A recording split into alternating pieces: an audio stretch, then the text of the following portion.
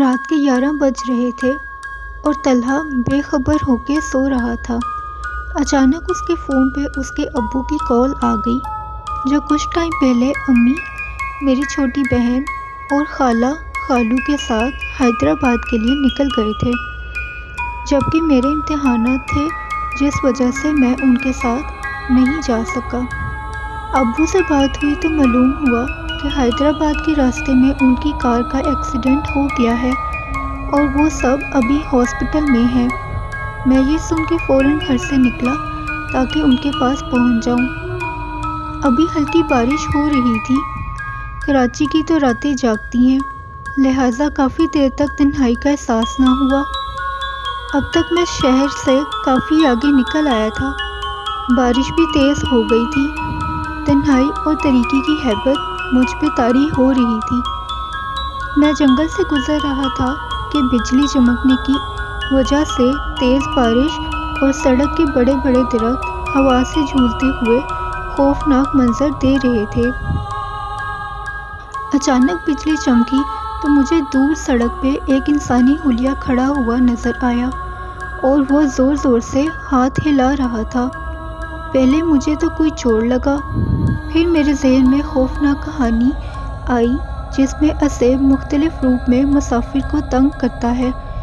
پھر میں نے سوچا کسی کو مدد کی ضرورت نہ ہو، لیکن جب میں سڑک کی اس جگہ سے گزرا تو وہاں کوئی نہیں تھا۔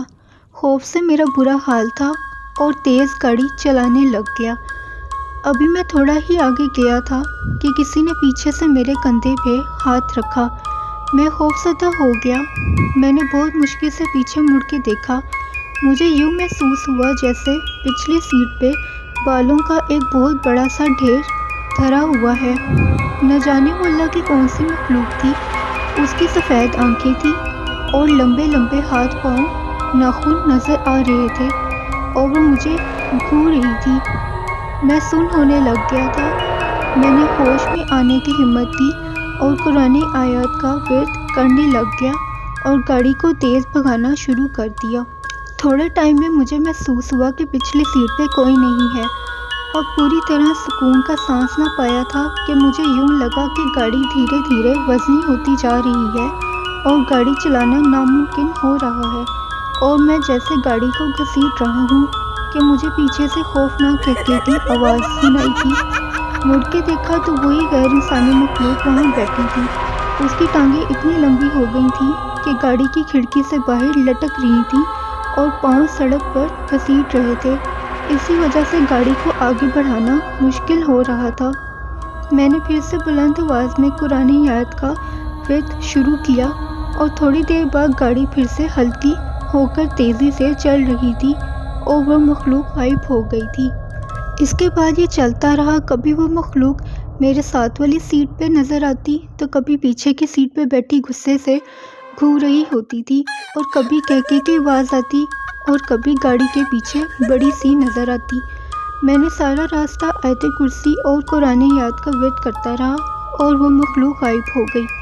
میں نے اللہ کا شکر ادا کیا کہ وہ مخلوق مجھے نقصان پہنچائے بغیر میرا پیچھا چھوڑ دیا۔ اب میں ہاسپٹل سے 15 منٹ کے فاصلے پہ تھا کہ مجھے میرے خالو ایک اسٹریٹ لائٹ کے نیچے کھڑے نظر آئے۔ میں نے بریک لگائی اور خالو مجھے دیکھ کے گاڑی میں آ بیٹھے۔ اتنی تیز بارش میں بھی خالو کے کپڑے بالکل بھی گیلے نہیں ہوئے تھے۔ میں نے خالو سے پوچھا کہ وہ یہاں کیا کر رہے ہیں، تو انہوں نے کہا، بس بیٹا یوں ہی کھڑا تھا، تم سے ملے بغیر جانے کا دل نہیں چاہ رہا تھا تو میں چلا آیا۔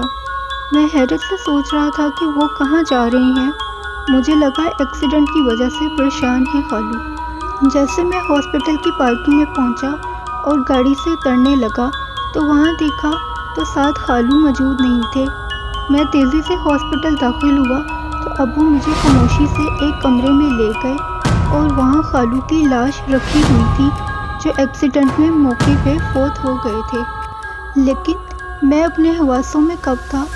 میں حیرت سے کھڑا یہ سوچ رہا تھا کہ اگر خالو ایکسیڈنٹ کے وقت فوت ہو گئے تھے تو ابھی میرے ساتھ گاڑی میں کون تھا؟